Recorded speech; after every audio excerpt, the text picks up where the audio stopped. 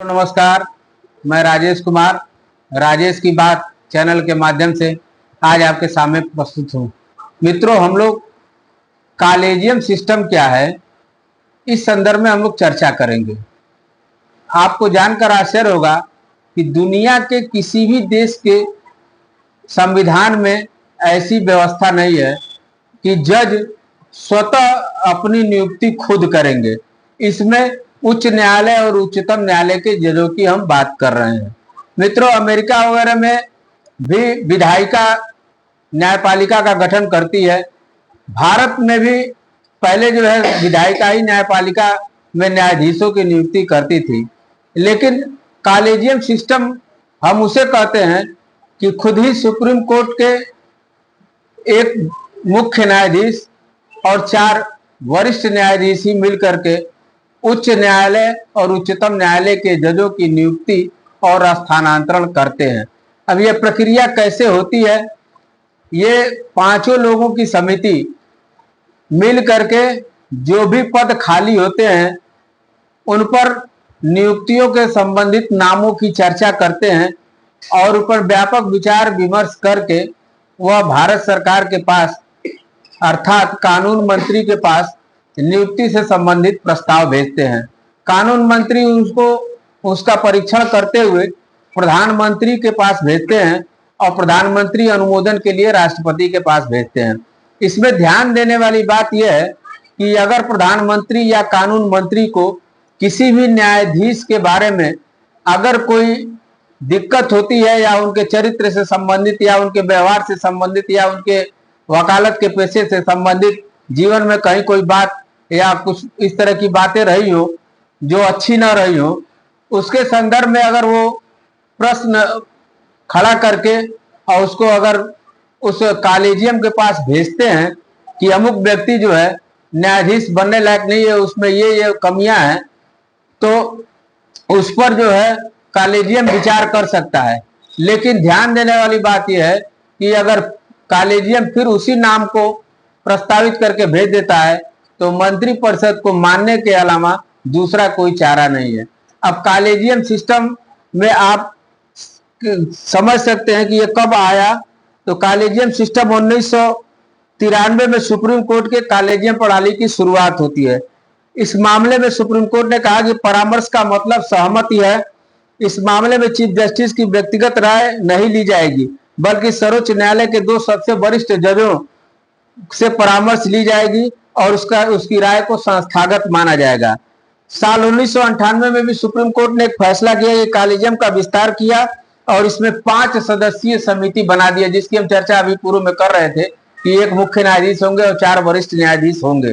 Collegium प्रणाली में अब देखिए, कॉलेजियम प्रणाली स्वतः जजों के द्वारा जजों के लिए ही बनाया गया है और जजों के द्वारा और न्यायपालिका के द्वारा इसलिए कॉलेजियम प्रणाली को बनाया गया कि आपको जान करके हैरानी होगी कि जब इमरजेंसी 1975 में लगा था तो श्रीमती इंदिरा गांधी ने न्यायपालिका में 3 सीनियर जजों को ओवरटेक करते हुए एएन राय को, जो सबसे जूनियर जज थे, उनको जो है मुख्य न्यायाधीश बना दिया था।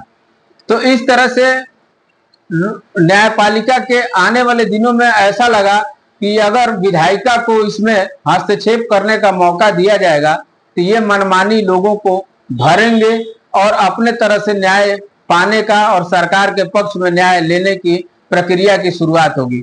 तो न्यायपालिका में पारदर्शिता, निष्पक्षता और न्याय संगत प्रणाली बनी रहे, इसके लिए कॉलेजियम सिस्टम का विस्तार हुआ। अब कॉलेजियम सिस्टम की कमी पर आइए।